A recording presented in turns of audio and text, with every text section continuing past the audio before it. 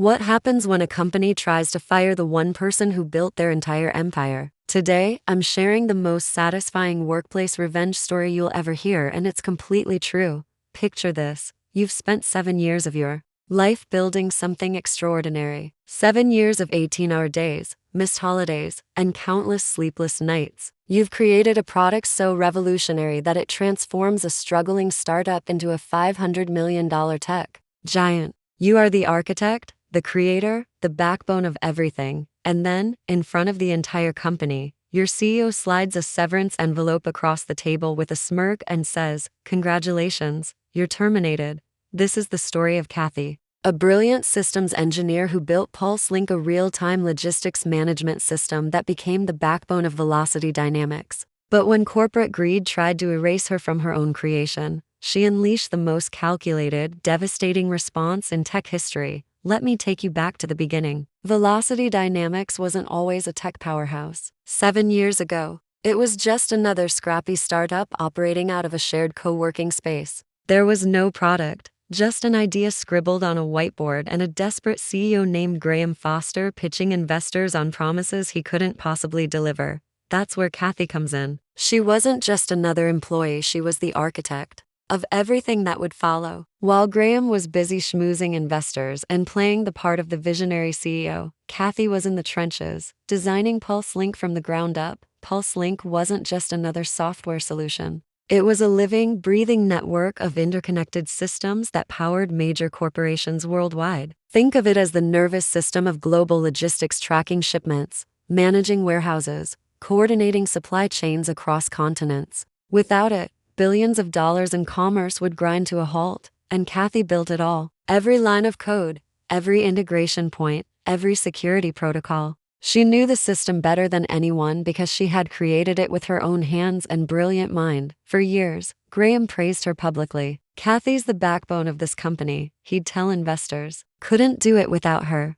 The investors loved hearing it, employees respected it, and the company thrived because of it. But success has a way of corrupting people, and Graham Foster was about to prove that in the most spectacular way possible. About 6 months before the termination, something shifted. Graham started getting cagey in meetings. Kathy's access to financial projections quietly disappeared. Conversations would stop whenever she entered a room. The signs were subtle at first, but Kathy wasn't naive. She'd seen this corporate playbook before. The classic "we don't need her anymore" strategy was unfolding. They'd raised a new funding round, hired some hotshot junior engineers at half her salary, and now they were planning to push her out under the guise of restructuring. The final confirmation came when Kathy saw the paperwork on the printer. A draft contract offering her job to some kid named Connor, fresh out of college with no real-world experience. But hey, he worked for cheaper, and that's all that mattered to Graham. What Graham didn't realize was that Kathy had seen this coming from miles away, and she had prepared accordingly. Here's where the story gets absolutely brilliant. 6 months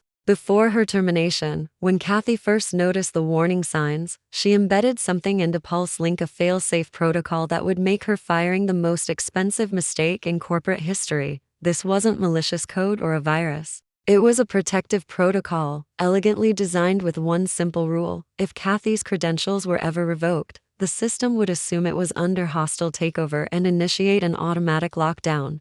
Not deletion, not damage, just complete shutdown. Servers, APIs, front ends, back-end processes, the entire infrastructure would go dark. Every client, every transaction, every piece of data that made Velocity Dynamics valuable would become inaccessible, and Graham Foster was about to learn this lesson in the most humiliating way possible. The day of the termination was orchestrated like a corporate execution. Graham gathered the entire executive team, department heads, and even junior employees in the conference room. He wanted an audience for his power play, a public demonstration of his authority. "Congratulations, Kathy, you're terminated," he said, sliding the severance envelope across the polished glass table like it was some kind of prize. That arrogant little grin pulling at the corner of his mouth revealed everything he thought he'd won. "Effective immediately," he added with that oily corporate tone. "We're restructuring. You know how it is."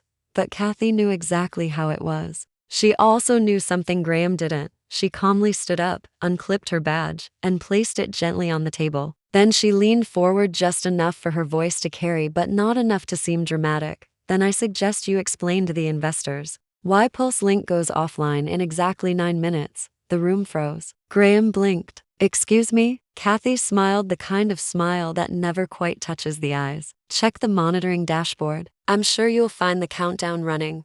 What happened next was pure pandemonium. The nervous shuffle that rippled through the room quickly escalated into full-blown panic. Someone opened their laptop. Someone else bolted for the door. The HR director's eyes went wide as saucers. Graham's fake confidence evaporated like mist in sunlight. He stood up so fast his chair skidded backward. What did you do? Kathy didn't answer. She didn't need to. Instead, she straightened her blazer, picked up the small cardboard box they'd so graciously provided for her personal belongings, and walked calmly toward the door. As she reached the doorway, she glanced back just long enough to see the CTO frantically typing, 2 engineers sprinting toward the server room, and Graham jabbing his phone, probably calling anyone who could fix this. 8 minutes now, she said softly, then stepped into the hallway. By the time she reached the parking garage, her phone was already buzzing with 7 missed calls from unknown numbers. She opened her car door, slid in, and just sat there for a moment, watching the clock on her dashboard, and right on schedule. Pulse Link went dark. The shutdown wasn't just internal systems or test servers. The entire production network collapsed. Global clients went offline, shipment trackers disappeared, warehouse integrations died. Velocity Dynamics, the darling of the supply chain industry, had just become an expensive brick. Within an hour, Kathy's inbox was flooded with calls and messages. 12 missed calls from Graham, 6 from Rachel, the operations director, 2 from the CTO, and desperate texts from unknown numbers. Please call. Please. The system is down. We need to talk. But Kathy wasn't panicking. She went home, ordered Thai food, opened Netflix, and watched an old sitcom she'd seen 100 times, the kind where nothing serious ever happens, because unlike Graham, she held all the cards. An hour later came the knock, loud, insistent, desperate. Through the peephole, Kathy saw Rachel and Mark, the CTO, both looking like they'd aged 5 years in the past few hours. We need to talk, Rachel said when Kathy opened the door. Seems sudden, Kathy replied. Last I checked, I didn't work for you anymore. They shuffled inside like kids called into the principal's office. Mark started with the obvious. The system, Pulse Link, it's offline, catastrophic failure, full stack lockdown. Kathy finished for him. Clients are screaming, investors are probably circling like vultures. Am I getting warm? The desperation in their voices was almost pitiful. Rachel tried to reason with her. Look, Kathy, we get it. We handled this wrong. Graham was impulsive, but this can be fixed. You can fix it. But Kathy wasn't interested in quick fixes. She pulled up her laptop and showed them the dashboard, a sea of red alerts, critical failures, and system-wide chaos. See this? She said, pointing to the screen. The system isn't broken. It's protecting itself. When my credentials were revoked, it assumed hostile takeover. Standard security protocol. The revelation hit them like a truck. All those years of development meetings, all those technical briefings, and they'd never paid attention to the most important detail. When Graham finally arrived, screeching tires, frantic knocking, completely disheveled, the real negotiation began. The arrogant CEO who had smirked while firing her just hours ago now looked like a man standing on the edge of a cliff. Turn it back on now, he barked, pushing his way inside without invitation. But Kathy wasn't intimidated. She calmly showed him the full extent of the disaster. 92% of client operations offline, 137 service-level agreements breached, 24 pending lawsuits, and investor confidence in free fall. Fine, Graham finally hissed. Name your price. And that's when Kathy revealed the masterstroke. She pulled out a folder, not digital, but physical paper, analog and untouchable, containing her terms, 50% ownership of all Pulse Link patents, retroactive and future, full reinstatement as CTO with permanent board seat,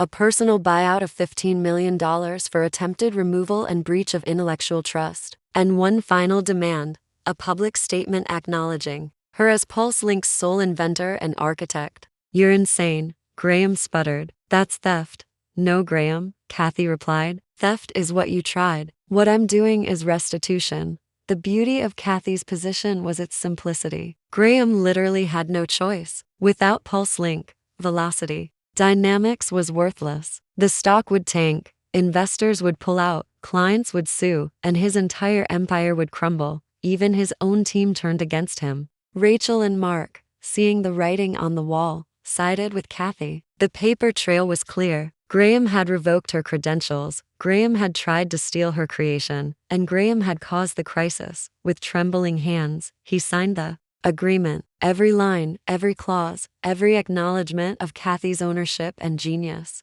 "It's done," he said, shoving the papers back at her. "No, Graham," Kathy replied, her voice low and calm. "Now you're done." The next morning, Kathy walked into Velocity Dynamics, not as an employee, but as an owner. The nervous glances, the whispered conversations, the looks of awe and fear. Everyone knew the balance of power had shifted permanently, but Kathy wasn't finished. In the boardroom, she revealed the final piece of evidence: security logs showing Graham's midnight attempts to access and clone PulseLink's core architecture. The unauthorized IP tampering, the conflict of interest, the breach of fiduciary duty, it was all there in black and white. The board vote was unanimous. Graham Foster was removed as CEO effective immediately. Security escorted him out while Kathy calmly began restructuring the company she had built but never controlled. Just when it seemed like the story was over, a new threat emerged. A mysterious caller offering 9 figures for PulseLink, followed by veiled threats. When Kathy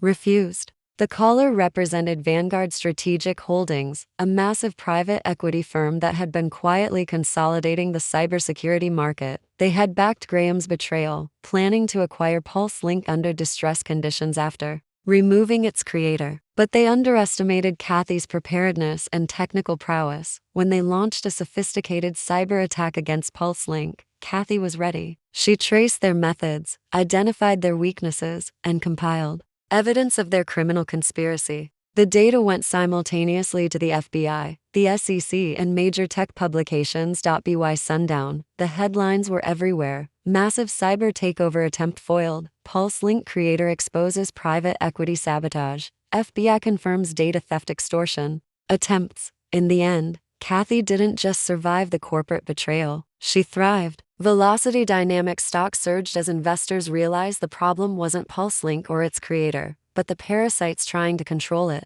Her name wasn't just on the patents anymore. It was in headlines worldwide as the architect who didn't just build the system, but defended it against everything. The story of Kathy and PulseLink teaches us several crucial lessons about the modern tech industry. First, that talent and creativity can't be simply replaced by cheaper alternatives. Second, that the people who build the systems understand them better than anyone else. And third, that underestimating brilliant people who've been wronged is the fastest way to destroy everything you've built. Graham Foster learned these lessons the hard way. He thought he could erase Kathy from her own creation, steal her work, and replace her with someone cheaper. Instead, he discovered that the person he was trying to eliminate was actually the foundation holding his entire empire together. When you try to erase someone who built the machine, you quickly discover that they didn't just build it, they are the machine. And without them, everything you think you own becomes nothing more than expensive junk. This story shows us that in the tech world, knowledge is power, preparation is everything,